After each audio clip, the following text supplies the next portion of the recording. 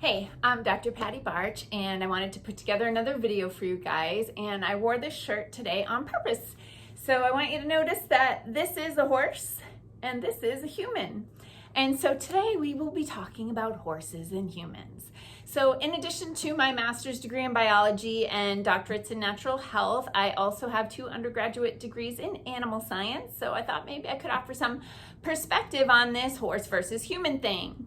So I don't watch the news for the same reason I don't wear perfume, super toxic, and I don't want that anywhere near me. But it's been hitting my radar mostly via social media that there's a lot going on in the news where these news people are talking about the people using a horse dewormer to address a certain infection that's been going around. And I wanted to show you, like, yep, this is the thing that you'll hear people talking about. That's the name of the drug. And yeah, it does work as a dewormer in horses, but like most drugs, it does other things too. And actually, this is the human formula. So when you hear that people are using a horse dewormer, what you're not hearing, which is blowing my mind, is that this medication has been FDA approved for humans for over 40 years. There have been 4 billion doses administered to humans worldwide. It is available over the counter in many countries, just like Benadryl or Tylenol would be. It won the Nobel Prize for Medicine. It is listed on the World Health Organization's list of 40 essential medicines. So really a huge question would be, why is the media touting this human drug as just a dewormer for horses? It's an excellent question, right? So also, sidebar, if you are like many people and you have given your dog a product called HeartGuard, for heartworm prevention, that is also the same drug, which, cannot be named or you're in violation of social media policies. So anyway, I also did drug development research for 8 years, pharmacokinetic studies, all those sorts of things. And some of the things that happened, because people are like, why would a dewormer work on a virus? Well, why would minoxidil, which is a blood pressure medicine, cause hair growth? Why would gabapentin, which is a seizure medication, be prescribed for migraines? Why would tramadol, which is a painkiller, work on restless leg syndrome? It's because side effects are sometimes effects, and they can be desirable by some people. So drugs are simply molecules, and they go into the body and they interact with different cellular processes and receptors.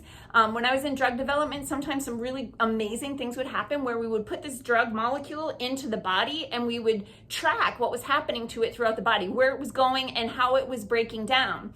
And we would sometimes find that it was actually a metabolite, which is as the drug gets broken down in the body, it would be the metabolite that had the action that we were looking for.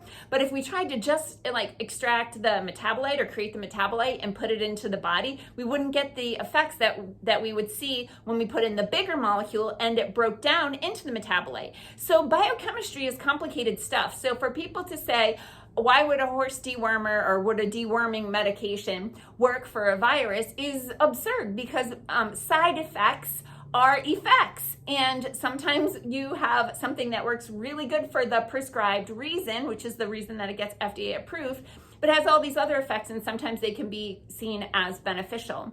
So medical doctors have the right to prescribe any drug that has been FDA approved for any reason. And so I saw a statistic that approximately 70% of prescriptions are for quote unquote off-label uses, which are for a reason that they were not developed or approved in the first place, but they happen to work for that. You can easily do an internet search for hundreds and hundreds of drugs.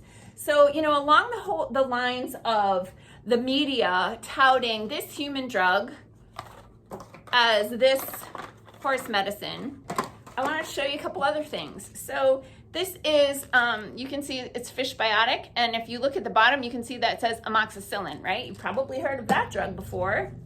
And then you see doxycycline here, right? This is also, says fish biotic.